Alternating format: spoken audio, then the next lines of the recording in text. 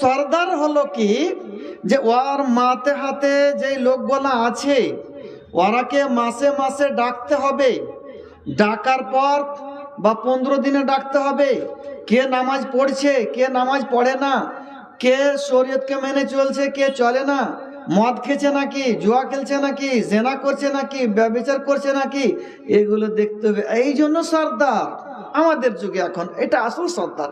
এটা একটা আমানত দেওয়া হয়েছে তাকে, গ্রামের কিছু লোকের মালিক বানানো হয়েছে, কিছু লোকের দায়িত্ব দেওয়া আছে, তাদেরকে সঠিকভাবে রাস্তা দেখানো। এটা হলো সর্দারের কাম এখন এই যুগে। তো আমানত এটা একটা। আর আল্লাহ তাআলা কি বলছেন, যারা আমানতের এবং ওয়াদা অঙ্গীকারের খেয়াল রাখে, ধ্যান রাখে, পুরা করে, তারাই হলো মুমিন। তো মুমিনের গুণাবলীর মধ্যে একটা হলো কি, আহাদু পাইমান, ওয়াদা, ইকরার আর আমানতের খিয়ানত তারা করবে না। তা আপনাকে সর্দার বানা হয়েছে, আমানত একটা দেওয়া হয়েছে, আপনি গ্রহণ করেছেন, আপনার একটা দায়িত্ব আছে। আর দায়িত্ব কি হলো, লোকজনকে শরীয়ত মোতাবেক চালানো। আমাদের দিকে কি হচ্ছে, শরীয়তের উপরে যদি কেউ আমল করতে চাইছে, সর্দার কিছু না, জমাতে রাখা হবে না। মদ খেয়েছে কোনো কথাই নেই, নামাজ পড়ে না কোনো কথাই নেই, জুয়া খেলছে কোনো কথাই নেই। কেউ যদি বলে যে আমি কোরআন হাদিসের উপরে আমল করে খাদ্য দ্রব্য ফেতরা দিব, জমাতে রাখা হবে না। কে খাদ্য দ্রব্য ফেতরা দিছে, জমাতে রাখা হবে না, পয়সাই দিতে হবে, আর খাদ্য নেবো না, জমা থেকে বের করে দেবো বলছে, কি বলেন অনেক জায়গাতে। এটা কিন্তু সর্দারের কথা। সর্দারে কি হবে, তুমি এসো ভাই, তোমারটাই ঠিক, খাদ্য দ্রব্য বলে এসো, এটাই হলো আসল শরীয়ত। টাকা দেওয়া চলবে না ফেতরাতে, আমি জানি। এই সর্দারকে এটা জানতে হবে, শরীয়তের মশলাটা জানতে হবে, যে ফেতরাতে টাকা দেওয়া চলবে না, খাদ্য দ্রব্য দিতে হবে, নামাজ ছাড়া চলবে না, মদ পান করা চলবে না, জুয়া খেলা চলবে না, যে নামাজ না পড়বে ওকে আমার জমাতে রাখবো না, এই হলো সর্দার। যে মদ খেবে তাকে আমার জমাতে রাখবো না, আমার দলে রাখবো না, এই হলো সর্দার। জুয়া খেললে আমার দলে রাখবো না, 5 ওয়াক্ত নামাজ পড়তেই হবে, আমার শর্ত হলো। এই হলো সর্দারের দায়িত্ব। এই দায়িত্ব যদি পূর্ণ না করতে পারেন, তাহলে কিয়ামতের দিন আপনাকে জবাবদাহি করতে হবে। দায়িত্ব নিয়ে রেখেছেন, দায়িত্ব পালন না করতে পারলে কিয়ামতের দিন জবাব দিতে হবে। সহিহ বুখারীর হাদিস, কুল্লুকুম রাইন ওয়া কুল্লুকুম মাসউলুন আন রাইয়াতিহি। প্রত্যেক মানুষ এক অপরের নেগাবান, দায়িত্বশীল, দায়িত্ববান। প্রত্যেকের একটা করে দায়িত্ব আছে। যে খলিফা, তার দায়িত্ব যে তার মাথে হাতে যত মানুষ আছে, যত লোকজন আছে, তাদের দেখাশোনা করা, তাদেরকে শরীয়ত মোতাবেক রাস্তা দেখানো, তাদেরকে শরীয়ত মোতাবেক চালানো। আর এই দায়িত্ব হিসেবে তাকে জিজ্ঞাসা করে, দায়িত্বের ব্যাপারে তাকে জিজ্ঞাসা করা হবে। একজন গ্রামের ইমামকে জিজ্ঞাসা করা হবে ওর দায়িত্ব হিসাবে, যে আপনাকে যে ইমাম বানা হয়েছিল, আপনার মাথে হাতে যে লোকগুলো ছিল, এগুলোকে শরীয়তের কথা কতদূর বলেছিলেন, এটা জিজ্ঞাসা করা হবে কিয়ামতের দিন। এই সম্পর্কে তাকে উত্তর দিতে হবে, জবাবদাহি করতে হবে। একজন বাড়ির মালিক, তাকে জিজ্ঞাসা করা হবে। ওয়ার-রাজুলু রাঈন আলা আহলি বাইতিহি। একজন বাড়ির মালিক, বাড়ির মোড়ল, তাকে জিজ্ঞাসা করা হবে। গ্রামের মোড়লকে জিজ্ঞাসা করা হবে, গ্রামের সর্দারকে জিজ্ঞাসা করা হবে, আপনার মাথে হাতে যে লোকগালা ছিল, এই লোকগালাকে আপনি শরীয়ত মোতাবেক রাস্তা দেখাচ্ছেন না দেখাননি, শরীয়ত মোতাবেক চালাচ্ছেন না চালাননি, আপনি কিভাবে লোকদের রাহনুমাই করেছিলেন, কিভাবে লোকদেরকে চালাচ্ছিলেন, এটা জিজ্ঞাসা করা হবে।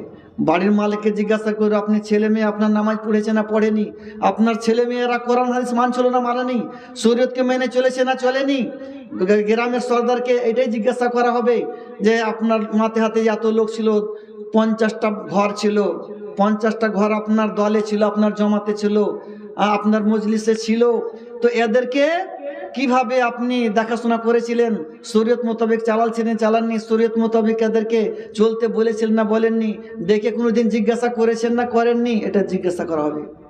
বাড়ির মালিকের মানে মহিলাকে, স্বামী আর স্ত্রী, স্বামীকে জিজ্ঞাসা করা হবে ছেলে মেয়ের ব্যাপারে, স্ত্রীকেও জিজ্ঞাসা করা হবে যে ছেলে মেয়ে যে তোমার ছিল, ছেলে মেয়েরাকে সঠিক শিক্ষা দিয়েছিল না দাওনি, তাদের দেখাশোনা করেছিল না করনি, স্বামীর এই আমানতের খিয়ানত করেছিলেন নাকি, তার আমানতকে বারকরার রেখেছিলেন রাখনি, এগুলো সব জিজ্ঞাসা করা হবে।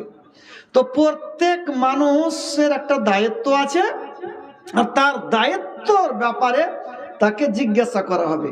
মসজিদের কমিটি, যারা মসজিদের কমিটি, তাদেরকে জিজ্ঞাসা করা হবে। মসজিদের কমিটি হয়েছিলেন তো মসজিদ দেখাশোনা করেছিলেন না করেননি, মসজিদে ঝাড়ঝাঁটা ভালোভাবে দেওয়া হয়েছিল না হয়েছিল না, মসজিদ কিভাবে তৈরি করেছিলেন, মসজিদের টাকা পয়সা ছিল এলো কি, এই টাকা পয়সাগুলো কিভাবে আপনারা ব্যয় করেছিলেন, কোথা থেকে আয় করেছিলেন, আর এই আমানতগুলো খিয়ানত তো হয়নি, এগুলো জিজ্ঞাসা করা হবে। কিন্তু আমাদের মসজিদ কমিটি কি দেখে, আমি মসজিদকে এভাবে পরিচালন করব। অনেক জায়গাতে কি হয়, যেখানে মসজিদে ইমাম সাহেব নিয়ে এসে সূত্র লাগিয়ে দিয়েছে, কমিটি বলছে না আমার মসজিদ, আমাদের মসজিদ, আমরা মসজিদের মালিক, আমরা যেটা বলবো সেটা করতে হবে। এর জন্য আপনাকে কমিটি বানা হয়নি। মসজিদ কমিটিটা বলেন শরীয়তের উপর হস্তক্ষেপ করবেন। মসজিদের কমিটি এইভাবে এই জন্য হয়নি যে ইমামকে বলবেন যে আপনি এইভাবে নামাজ পড়ান, এইভাবে খুতবা দেন, এইভাবে নামাজের টাইম মোতায়েন করেন, এটা এই জন্য মসজিদের কমিটি হয়নি। মসজিদের কমিটি হলো শরীয়ত মোতাবেক, আমার যেন মসজিদে নামাজ হয়, শরীয়ত মোতাবেক লোক যেন চলে আমার মসজিদের মুসাল্লিরা, এটা মসজিদ কমিটির দায়িত্ব।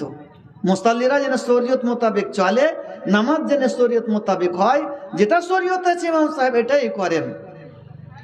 আর আমাদের মসজিদ কমিটির আমাদের দিকে কি করে, ইমাম যখন মোতায়েন করে সব থেকে তখন সব করতে পারবে, টাইলস লাগিয়ে দিবে মসজিদে, এমন এমন টাইলস লাগাবে যে দেখেই থেকে যাবে মানুষ, মসজিদের দিকে দেখেই থেকে যাবে। হালাকি মসজিদকে জাকজমাক করতে নিষেধ আছে, সুনান আবু দাউদে হাদিস আছে, রাসূলুল্লাহ সাল্লাল্লাহু আলাইহি ওয়াসাল্লাম বলছে যে তোমরা মসজিদকে জাকজমাক করিও না। ইহুদি নাসারারা মসজিদকে জাকজমাক করেছিল, তোমরা জাকজমাক করিও না। তো মসজিদ যেন জাকজমাক না হয়, দেখার মতো না হয়ে যায়, দৃষ্টি আকর্ষণ না করে, কিন্তু মসজিদে টাইলস লাগাইতে হবে, উমুক লাগাইতে হবে, এসি লাগাইতে হবে। অনেক জায়গাতে ফোন করে যেমন না, ওই যে আমরা টাকা গেলা উঠাছি নামাজের পর ওই ঘটঘটিতে, ঘটঘটি বুঝেন, ঘটঘটি আপনারা বুঝেন তো, যে পয়সা গেলা দেন না নামাজের পরে, জুমার পরে, তো ঘটঘটিতে যে পয়সা গেলা উঠাছি, তো খরচ করার পর বেঁচে গেছে, তো কি করব ওগুলোকে, ওগুলো কি করা যাবে, মসজিদেরও কোনো কাম নেই, তো অন্য জায়গাতে কিছুতে লাগা চলবে কি চলবে না, কিন্তু মসজিদের ইমামের বেতন কিন্তু বাড়াইবে না। টাকা বেঁচে গেছে ব্যাংকে জমা রাখবে, তো মসজিদের ইমামের বেতন বাড়াইবে না। মসজিদের ইমামের কত, 8,000, 6,000, 7,000, 10,000 পাইবেন কিছুটা, আর ওয়ার ওপরে ওই কয়েকটাই পাইবেন আপনি, 1% হয়তো 100-এর মধ্যে হবে, যে 15,000 আছে, 12,000 আছে, কিন্তু বেশিরভাগ 8,000, 7,000 এটাই মেলেই, এটাই অনেক হয়ে গেল না, আর বেশি দেওয়া যাবে না। অত বেতন দেওয়া যায় ইমাম সাহেবকে, যে বেঁচে দিচ্ছে টাকা, ফোন করছে কি করব, কোনো কাম নেই, ইমামের বেতন বাড়ান। সে ইমামের লেগে টাকা উঠাল, শুনু আমরা টাকা উঠালছিলাম ইমামের লেগে, দিয়া বেঁচে গেছে, এখন অনেক টাকা